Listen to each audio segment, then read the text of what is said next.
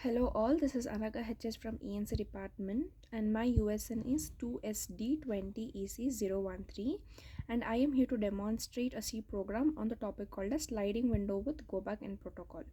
To understand about the sliding window with Go Backend protocol, we have two parameters, that is one is the transmitter side and the other is the receiver side. So to know more about them, so let us understand the theory behind it.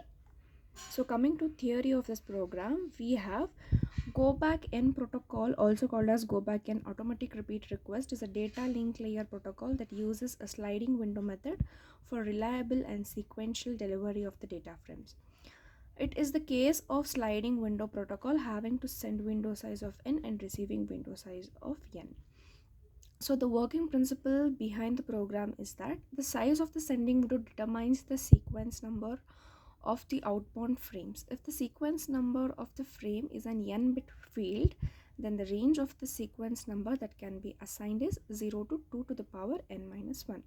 So consequently, the size of the sending window is 2 to the power n minus 1.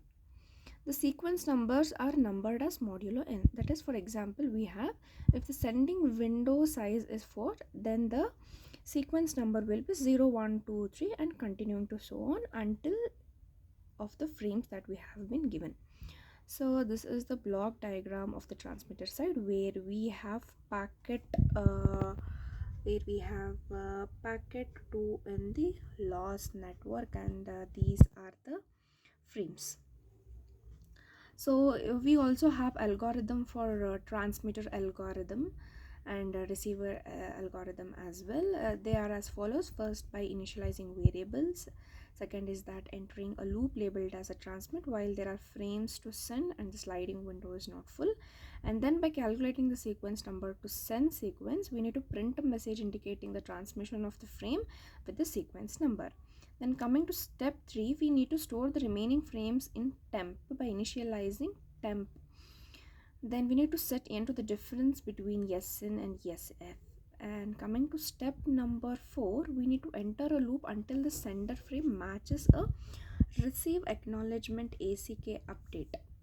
And then coming to step 5, there are remaining frames to send, which is n where n is greater than 0 by returning the transmit loop, otherwise return to next loop.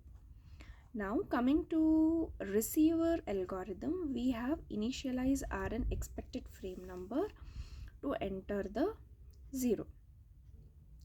Next we have a print the expected frame number. After printing it, we need to update the expected frame number by incrementing it. If it reaches 8, then it need to print a message indicating the data was received and acknowledgement is sent with the updated expected frame number. After that, we need the received frame number. If the received frame number doesn't match the expected frame number, print a message indicating that the received data is discarded and an acknowledgement is sent with the current expected frame number.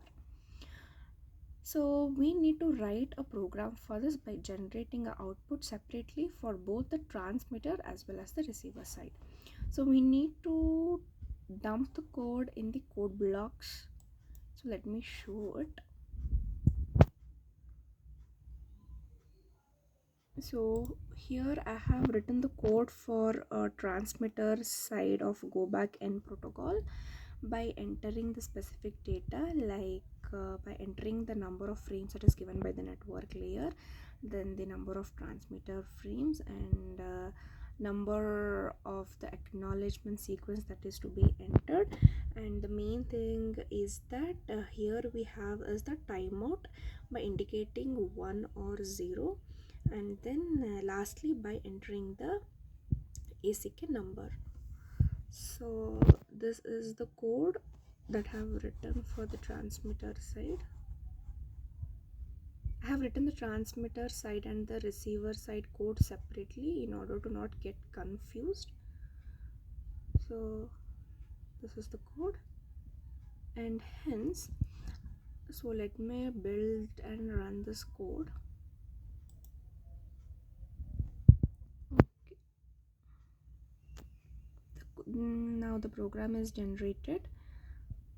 This is the error free program. So let me enter the number of frames that is given by the network layer. So let me enter number 3. Then we have the transmitting frame 0, 1, 2, 3. Now it is asking about the timeout, that is 1 or 0. So let me enter timeout as 0. Now it is asking about the ACK number, so let me give the ACK number as 2. Now the same thing is continued, so let me give the number of frames as 6. It's continued, and we have the transmitting frames as 3 and 4, and again it is asking about the timeout, so let me enter timeout again as 0. Now entering the ACK number 1. So this is the output generated by the transmitter side. Similarly, I have written even a code for the receiver end, so let us go for it.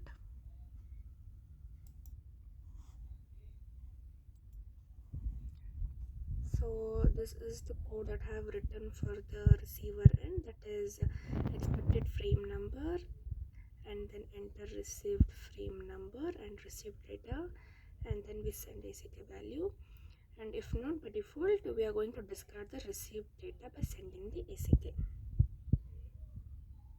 So let me build this program. This is also an error-free program, so let me enter the frames here.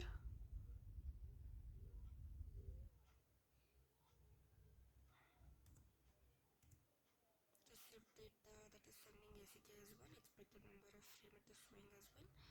Now by entering the received frame number as 0, discarding received data, sending ACK value 1, enter the frame number as 2.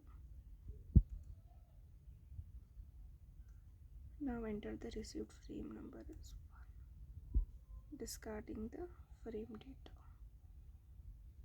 Now let me enter the frame number as 3.